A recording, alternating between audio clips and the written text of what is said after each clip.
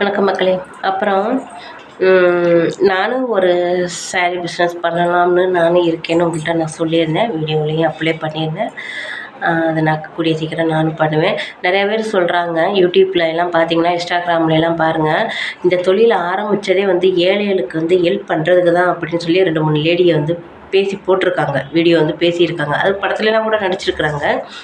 அப்படியெல்லாம் சொல்லி ஏமாற்றி அவங்க என்ன பண்ணியிருக்காங்க இதுவரையும் சொல்லுங்கள்? அவங்களாம் வந்து பணம் சம்பாதிக்க பொய்யை சொல்லி பணத்தை சம்பாரிச்சிட்டாங்க. அதுக்கும் அதோடையும் இல்லாமல் டைரக்டர்களுக்கும் கண்ணு ஊஞ்சி போச்சு அவங்களுக்கும். அவங்களுக்கு யார் வந்து படத்தில் நடிக்கணும், யார் இது பண்ணால், ஏன்னா என்னமோ அவங்க பெருசாக என்னமோ சாதிச்ச அந்த மாதிரி பண்ணுறாங்க.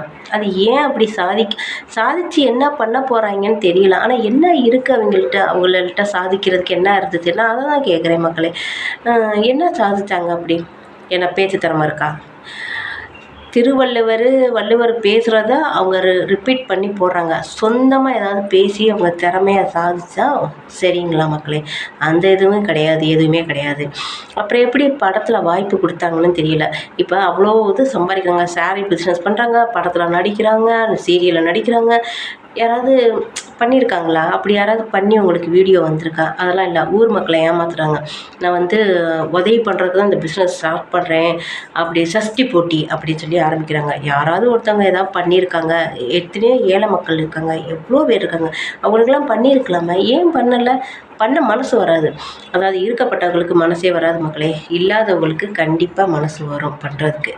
இப்போ என்னால் கோயிலுக்கு போனேன்னா சாப்பாடு மட்டும்தான் வாங்கி கொடுப்பேன். கையில் காசு கொடுக்க மாட்டேன் பிச்சைக்காரங்களுக்கு. ஏன்னா அதை வாங்கிட்டு போய் தண்ணி அடிச்சிடுவாங்க மக்களே. நான் வந்து சாப்பாடு எத்தனை பேர் இருக்காங்களா தெரியும், நான் சாப்பாடு தான் வாங்கி கொடுத்துருக்கேன். ஏன்னா உலகத்திலே சிறந்த ஒரு அன்னதானங்கிறது மட்டும்தான் அவங்களுக்கு வந்து பேர் சொல்லும். காசு கொடுத்தாலும் பேர் சொல்லாது. அந்த மாதிரி இருக்கலாம்.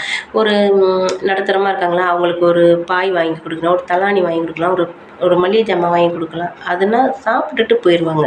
காசு கொடுத்து என்ன பண்ணால், நான் நிறையா பேர் வந்து யூடியூப்பில் வந்து நான் அதுக்கு தான் நான் ஓப்பன் பண்ணேன் அப்படிங்கிறாங்க. கண்டிப்பாக சொன்ன மக்களே, நான்லாம் ஒரு பிஸ்னஸ் ஸ்டார்ட் பண்ணேன்னா கண்டிப்பாக நான் யாருக்கு உதவி பண்ணால் வீடியோ எடுத்து அப்படியே போட்டுருவேன். நான் இவ்வளவு நான் பண்ணியிருக்கேன்னு சொல்லி வீடியோ எடுத்து போட்டுருவேன் மக்களே. மற்றவங்க மாதிரிலாம் நான் ஏமாத்துகிற பழக்கம் எங்களுக்கு கிடையாது மக்களே. நன்றி, வணக்கம்.